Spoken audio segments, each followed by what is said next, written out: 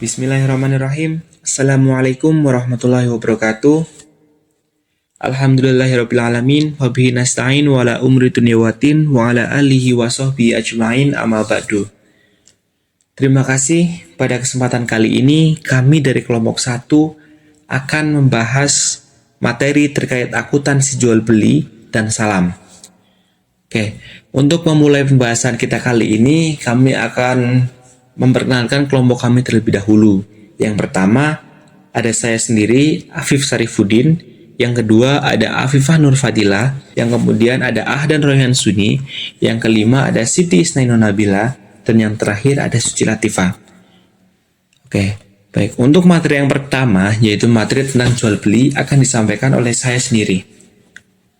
Jual beli atau al-ba'i atau biasa kita sebut sebagai tukar-menukar sesuatu dengan sesuatu yang lain merupakan suatu perjanjian yang dilakukan oleh kedua belah pihak dengan cara sukarela sehingga keduanya dapat saling menguntungkan.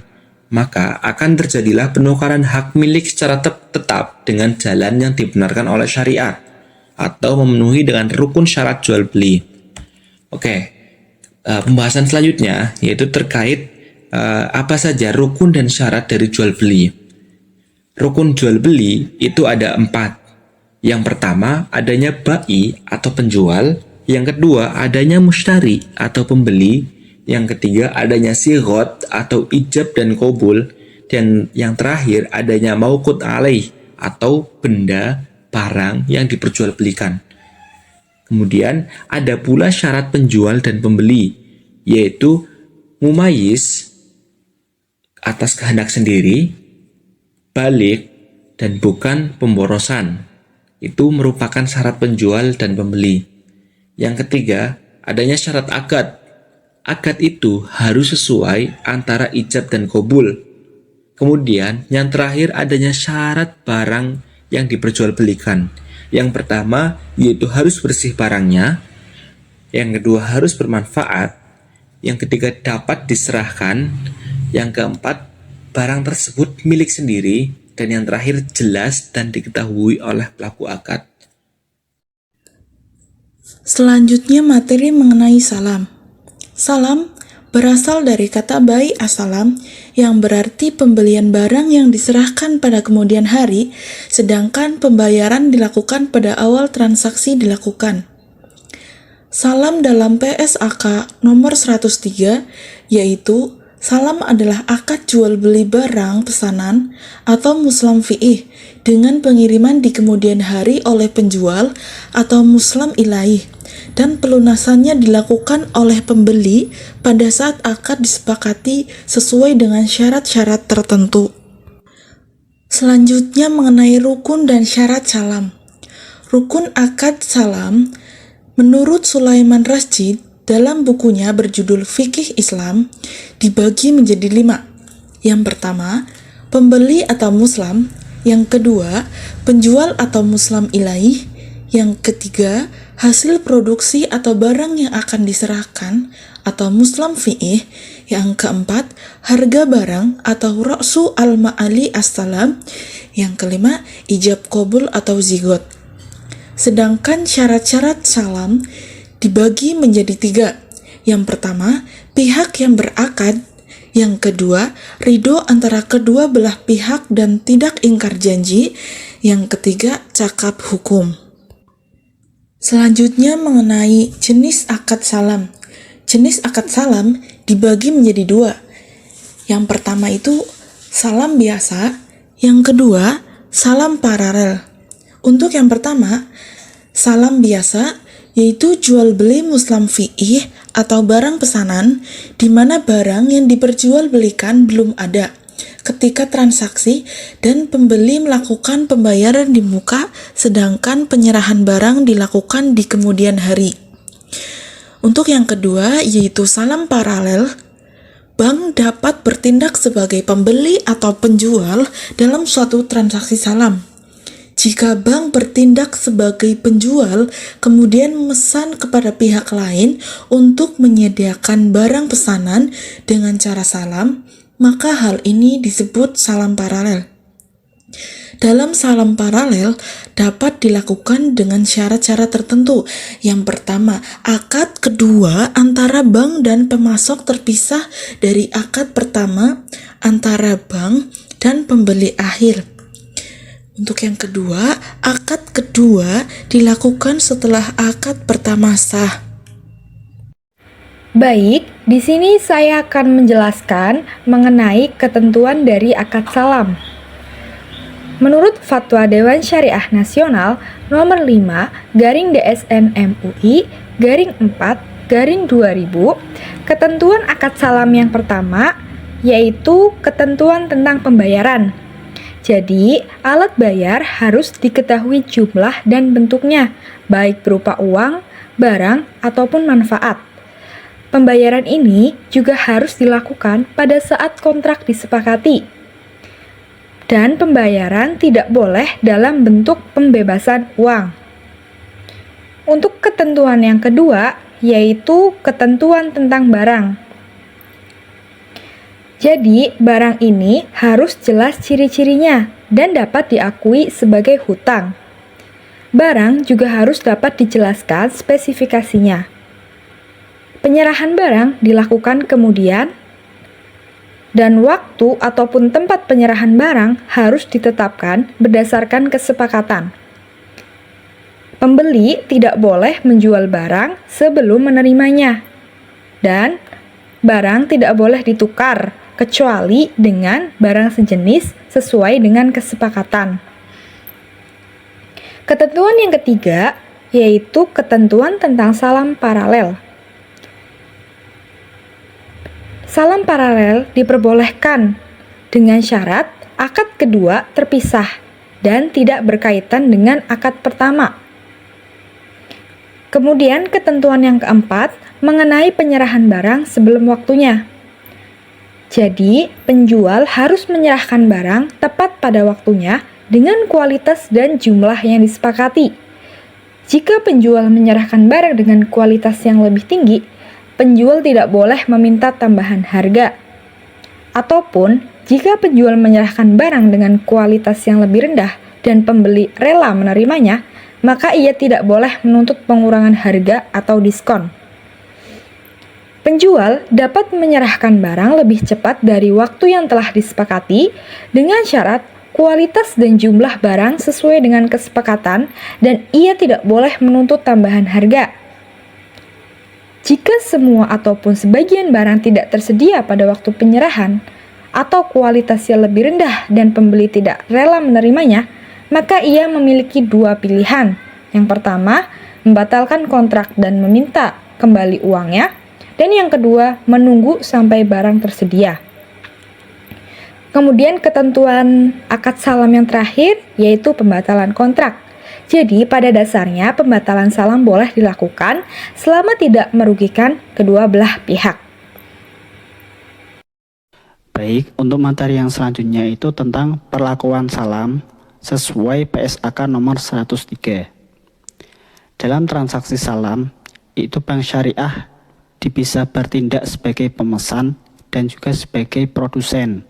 Tetapi umumnya yang dilaksanakan bank syariah itu salam paralel, yaitu transaksi salam yang diterima oleh bank syariah yang ini sebagai produsen secara simultan diserahkan kepada pihak lain untuk memproduksinya, sehingga dalam hal ini bank syariah sebagai pemesan. Sehingga dalam salam paralel ini bank syariah akan menerapkan akuntansi pembeli dan akuntansi penjual. Yang pertama itu ada pengakuan dan pengukuran. Yang pertama, bank sebagai pembeli. Piutang salam diakui pada saat modal usaha salam dibayarkan atau dialihkan kepada penjual. Yang kedua itu modal usaha salam dapat berupa kas dan juga aset non-kas. Yang ketiga, dalam penerimaan barang pesanan diakui dan diukur jika barang pesanan sesuai dengan akad sesuai yang telah disepakati. Kemudian jika barang pesanan berbeda kualitasnya, barang pesanan yang terima itu diukur sesuai dengan nilai akad. Kemudian yang kedua, Barang pesanan yang diterima diukur sesuai nilai wajar pada saat diterima dan selisihnya diakui sebagai kerugian. Kemudian apabila pembeli tidak menerima sebagian atau seluruh barang pesanan pada saat jatuh tempo pengiriman, maka pengiriman itu bisa diperpanjang atau bisa juga dibatalkan sebagian atau seluruhnya. Kemudian dalam pembatalan sebagian atau seluruhnya itu, pembeli mempunyai jaminan atas barang pesanan serta hasil penjualan jaminan tersebut lebih kecil dari nilai piutang salam.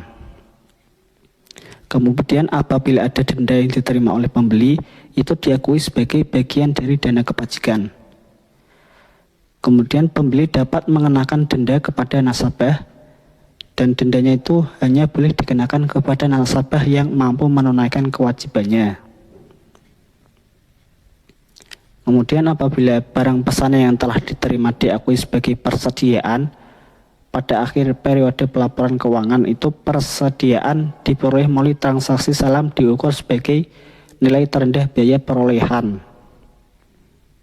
Yang kedua itu bank sebagai penjual. Kewajiban salam diakui pada saat penjual menerima modal usaha salam sebesar modal usaha salam yang diterima. Kemudian modal usaha salamnya itu bisa berupa kas dan aset non-kas. Kewajiban salam dihentikan pengakuannya pada saat penyerahan barang kepada pembeli. Yang kedua itu ada penyajian.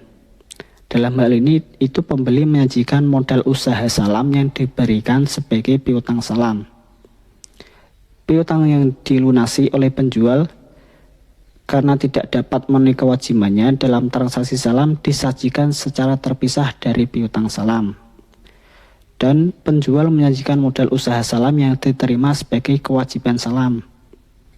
Yang ketiga itu ada pengungkapan. Penjual dalam transaksi salam itu mengungkapkan piutang salam kepada supplier, dalam hal ini salam paralel, yang memiliki hubungan istimewa. Kemudian jenis dan kuantitas barang pesanan, dan pengungkapan yang lainnya itu sesuai dengan PSAK nomor 101 tentang penyajian laporan keuangan syariah. Kemudian pengungkapan yang dilakukan pembeli itu besarnya modal usaha salam, baik yang dibiayai sendiri maupun yang dibiayai secara bersama-sama dengan pihak lain, dan jenis usaha kuantitas barang pesanan, terus pesanan lain itu sesuai dengan PSAK nomor 101 tentang penyajian laporan keuangan syariah. Selanjutnya itu ada contoh soal. Yang pertama, pada tanggal 1 April 2023, Bank Syariah menerima pembayaran modal salam sebesar 80 juta dari Bulog atas pemesanan beras jenis Pandan Wangi sebanyak 5 ton. Penyerahan barang akan dilakukan 2 bulan kemudian. Dicatat dalam jurnal akuntansi, kolom tanggal 1 April 2023, kolom keterangan, kas 80 juta berada di sisi debit, hutang salam 80 juta berada di sisi kredit. Tanggal 30 Mei 2023, barang salam telah selesai pengerjaannya atau telah jadi dengan harga perolehan sebesar 60 juta. Dicatat dalam jurnal akuntansi, kolom tanggal 30 Mei 2023, kolom keterangan, persediaan barang salam 60 juta berada di sisi debit. Keterangan kas 60 juta berada di sisi kredit. Selanjutnya, tanggal 1 Juni 2023 berdasarkan kesepakatan Bank Berkah Syariah menyerahkan barang salam yang sudah dipesan. Dicatat dalam jurnal akuntansi pada kolom tanggal 1 Juni 2023, kolom keterangan hutang salam 80 juta berada di sisi debit, persediaan barang salam 60 juta berada di sisi kredit, pendapatan margin salam 20 juta berada di sisi kredit. Dan contoh yang kedua, pada tanggal 16 Oktober 2019, Ibu Sarah melakukan pemesanan kain songket sebanyak 10 buah dengan memberikan modal salam kepada UD Rumah Songket senilai 5 juta secara tunai. Pengiriman akan dilakukan pada tanggal 25 Oktober 2019 setelah selesai ditenun. Dicatat dalam jurnal akuntansi, Kolom tanggal 16 Oktober 2019, keterangan kas 5 juta berada di sisi debit, hutang salam 5 juta berada di sisi kredit. Contoh yang ketiga, pada tanggal 3 Maret 2020, PT Agrotani melakukan pemesanan gandum sebanyak 300 kilo kepada KUD Semangat Desa dengan menyerahkan modal 15 juta secara tunai. Penyerahan barang akan dilakukan 3 bulan kemudian, lalu dicatat dalam jurnal akuntansi pada kolom tanggal 3 Maret 2020, kolom keterangan, kas 15 juta berada di sisi debit, hutang salam 15 juta berada di sisi kredit. Tanggal 15 Mei 2020, gandum telah berhasil dipanen dengan harga perolehan sebesar 10 juta, lalu dicatat dalam jurnal akuntansi pada kolom tanggal 15 Mei 2020, kolom keterangan persediaan barang salam 10 juta berada di sisi debit, kas 10 juta berada di sisi kredit. Selanjutnya, pada tanggal 30 Juni 2020, berdasarkan kesepakatan KUD Semangat Desa menyerahkan barang salam yang sudah dipesan, lalu dicatat dalam jurnal akuntansi pada kolom tanggal 30 Juni 2020, kolom keterangan, hutang salam 15 juta berada di sisi debit, persediaan barang salam 10 juta berada di sisi kredit, pendapatan margin salam 5 juta berada di sisi kredit. Lalu contoh yang keempat, pada tanggal 1 Juli 2022, Pak Ahmad memesan 100 pieces roti kukus kepada toko Makmur Jaya dengan total harga 200.000 yang dibayar secara tunai saat akad berlangsung. Kesepakatan barang akan dikirimkan pada tanggal 10 Juli 2022. Lalu dicatat dalam jurnal akuntansi pada kolom tanggal 1 Juli 2022, kolom keterangan, kas 200.000 berada di sisi debit, hutang salam 200.000 berada di sisi kredit. Selanjutnya, toko Mekarjaya mengirim pesanan tepat sesuai tanggal kesepakatan, lalu dicatat dalam jurnal akuntansi pada kolom tanggal 10 Juli 2022, pada kolom keterangan hutang salam 200.000 berada di sisi debit, persediaan barang salam 200.000 berada di sisi kredit. Terima kasih, mungkin cukup itu yang bisa kelompok kami sampaikan. Kurang lebihnya kami mohon maaf. Billahi fisabil haq, fastabugul khairat. Assalamualaikum warahmatullahi wabarakatuh.